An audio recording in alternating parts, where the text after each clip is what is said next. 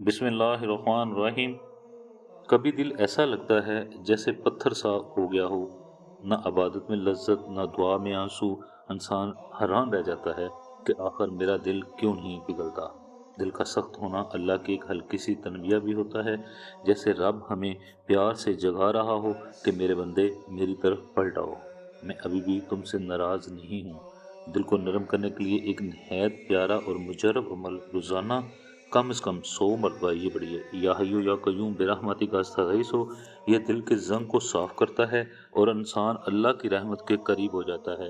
ساتھ ہی دن میں چند منٹ استغفار ضرور کریں۔ استغفر اللہ ربی من کل ذنب واتوب الیہ۔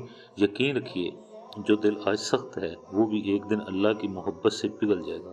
رب آپ کے سینے کو نور دے، آپ کے دل کو سکون دے اور آپ کی زندگی کو رحمتوں سے بھر دے، آمین۔ اگر کوئی بھائی اپنی کسی بھی پریشانی یا مسئلے مسائل کے لیے دعا کروانا چاہتا ہو تو کمنٹس میں اپنی پریشانی یا مسئلہ لکھیے۔